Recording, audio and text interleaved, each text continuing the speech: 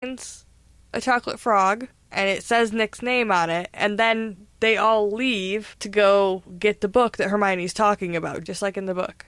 And Neville pops in there with his fucking legs all on leg-binded, legs bound, leg-bind curse, something like that. Leg locker? Yes. It's a leg locker. Yep. Yeah. Body bind, leg lock. Okay. Mm-hmm. We got there, guys. Almost had to throw him in the 4-leaf clover. I feel very strongly about that deleted scene. I don't know if everyone got to watch that today, because I know you have the extended... Or no, you said you had the theatrical cut, so that wasn't in there. No, I realized probably about not even halfway through, when we were watching today. When we watch the movies lately, they've been on TV. They have been playing the extended cut versions with all the extra scenes in there. We popped in the DVD at home, realizing this is the theatrical version. Actually, I think for tonight it was probably actually really good. Because originally when we all went to see it, we went to see it in the theaters. So this is really what we did see after reading the books the very first time, and then seeing the movie for the very first time. It was the very chopped up, not a lot of scenes in there version. Trying to get the most bang for their buck there at the production office. Warner Brothers. Looking at you. Messing it all up. And also creating an awesome movie. Whatever. Next point. So then they finally make way to get past Fluffy. Oh, and Neville makes his stand. And I think in the book, you get more detail with Neville, so you get why he's being affected. And so when he goes to stop him, it's much more of an intense moment, and you can kind of see why he's doing it. In the movie, when he finally stands up to him, it's not really that intense. He's just like, I'll fight you. Non-threatening. Doesn't really need to stand up for anything. Just kind of there and being a pain in the ass. And Hermione very quickly is just like, you're done. Where in the book, you really feel the apology that she gives him. Like, sorry, I gotta do it, man. I don't want to have to do this to you. You're forcing me. And in the movie, she's much more cold and he's much more wimpy. And it just kind of happens. No, I think you're absolutely right. And Ron in the movie is much more shocked, whereas in the book, I think he actually tells her to do something about it. Like, take care of this shit. And then he tells Neville, like, you'll get over it, it'll be fine.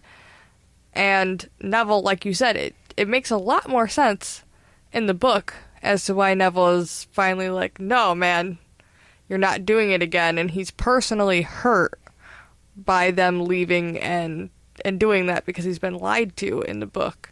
In the movie, it's just this weird kid who nobody really paid attention to or cared about, who's butting in for no reason. Right, exactly. Just happens to be there and decides to fuck up somebody's day. I think that gives us the main point in the bigger picture of the whole book to movie scenario. You get so much more backstory, character information. You know more about the characters when you're reading the book than you get from the movie. Yeah. And it makes it easier to see these issues watching the movie, having read the book. Yeah. So please, listeners, read the books. Read the books. They're so good. So after they get past Neville and his sad self, they get down to they get over, down, I don't really know what direction. Under. Through. All of it. They go every direction, Jade. To the third floor corridor. And because, sadly, Peeves was cut from the movies for some unseen, ridiculous, stupid reason, everyone wants Peeves, but no one got him. We don't get the scene where Harry pretends to be the Bloody Baron. We really don't hear a lot about the Bloody Baron at all, I think because Peeves is cut. And then we get into the third floor corridor. And things start changing from the book real quick. First of all, we don't know a whole lot about the chambers. Not like we do kind of in the book. You know that the teachers kind of laid them out. You kind of know that they're there for protection of the stone. It's not to, like, murder children. Right. In the movie, it's just kind of a random hodgepodge of rooms. Like, why the fuck would this be in here? And then you get to the next room, and why the fuck would this be in here? Right. For no reason. And Harry just kind of keeps trudging through it. And Hagrid never gave him the flute. Right. So there's a harp that's just playing, and that's really anticlimactic. They just have to fall in the hole before the... It's not special. They don't have to do anything at all to get past Fluffy, except jump quick. In the book, I kind of gave Snape credit there. He used a harp. And I know in the episode where we talked about this, I said, you don't really have to know how to play a harp to make a harp sound good. Because, I mean, you know, it's a harp. You just kind of hit all the strings and it sounds nice. But no, since then, I've looked it up and they are pretty fucking complicated to play. Harpists get paid a lot of money. Yeah. Oh, yeah. So that Snape was able to play a harp at all is pretty impressive. And you definitely need to put your 10,000 hours in to get good at something like that. But then in the movie, they're like, nah, he just used this basically music box equivalent of a harp. It just plays itself so you can go into the hole. And he totally cheated. Yeah. And then they go in the hole and they fall on a whole mat of the Devil's Snare, which I hated. I hated the way that was different than in the book. I don't know why that bothered me so much. But in the book, there's like a little bit next to one wall, but you could jump away from it. You don't have to like fall through the floor. And I don't know. I hated that. Harry definitely would have broken his legs falling the way he did. For sure, it would have been over. And they also short Ron again in this scene. They do. And I feel like this was one of those, not that it's a big scene, but it's one of those scenes that was definitely big changes. Not just a little bit. Like, it was all wrong. It was all different.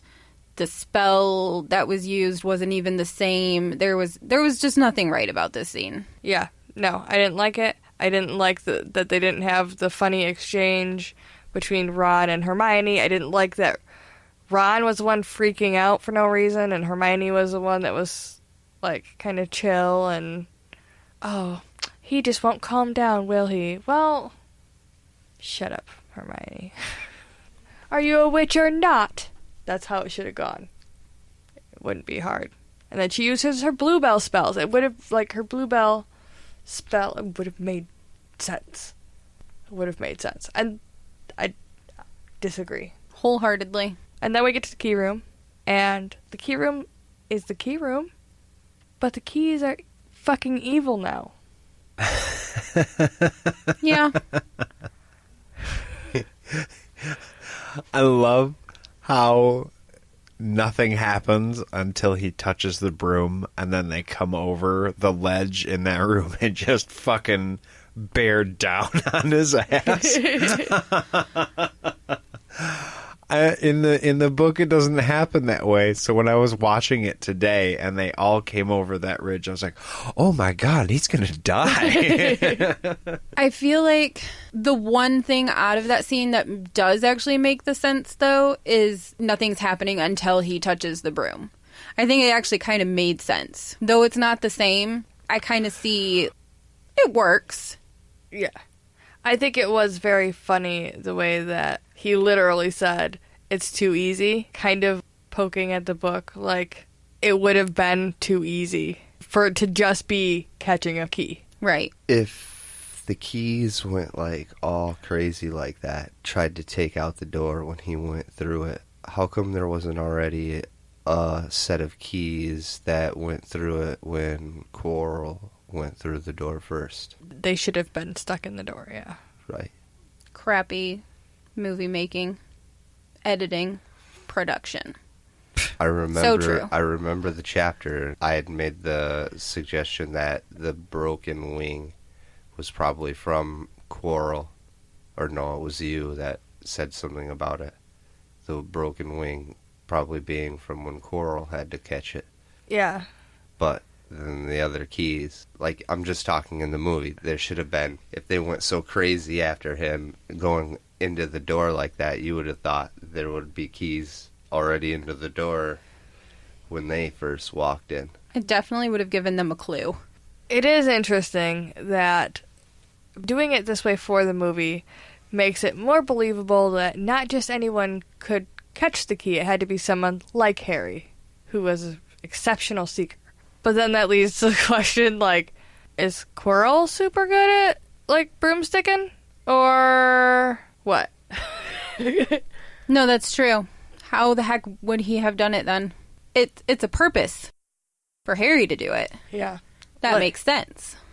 Like, in the book, it makes sense. They just had to use some strategy, whatever. It's not that hard. They weren't moving difficultly, and I think that's why she had it that way in the book. But in the movie, they're like, oh, no, it needs to be more action and cooler, and they might have flubbed. The next room is the giant fucking chess set, and this is Ron's room. I think the only thing to be said here is, why the fuck did Ron have to ride the knight? He didn't have to ride the knight. The other two just replaced the pieces, and they were just on the board. I think he did that for glory. It Just kind of... because I am the king. Or no, he was the knight. Right? He was the he knight. Said, yeah. Yeah. He just wanted to be on top and see everything. Now, I could see that for his point of view. He needs to be able to see the whole board. He needs to know what's going on everywhere. That is actually a part of chess. But Harry and Hermione don't do that. And in the end, he's like, well, I'm going to die. And then when the queen comes to him and stabs his horse, and then he falls dramatically to the ground, why, you should have just hopped down. And like, nope. And popped off that thing. Yeah. It's also confusing to me, though, that Hermione doesn't have any idea how chess works at all. I get that wizarding chess wasn't her thing because of, like, being able to trust the pieces and them being able to trust her, but she's, like, a really smart girl, and one of the things that goes with that is learning how to play chess a lot of times. So it's just weird to me that she doesn't even understand, like, the basic concepts that Ron literally laid out, where he was like, yeah, you get it, Harry. In order to keep you alive, I'm going to be taken out. And then she's like, what? What's going on, guys? And Harry's like, he's going to sacrifice himself. And she's like, no, you can't. And I'm like, come on, Hermione, you're not really that dumb. Like, you haven't been the dumb one the whole movie. Let's not start now, honey.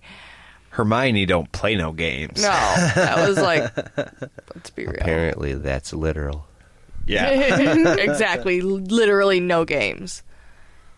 I do think that for the sake of, like, children, that they maybe had him on a chess piece for the fact that in the book, he's not. And so he totally just gets bludgeoned by the queen in the book. I think maybe it was a safer route for them to not specifically have him being, like, mauled by a chess piece. And so the chess piece hits the other chess piece and he kind of falls off of it. And so I think that was just keeping the, like, PG rating, not having such a crazy, horrific scene where children see him being, you know, impaled or anything. No, I think you're probably right. Okay, there's obviously things that get cut right here. Hermione takes back off with Ron.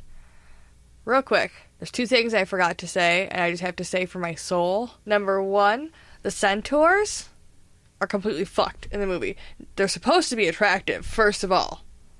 Not. Mm-hmm. Not.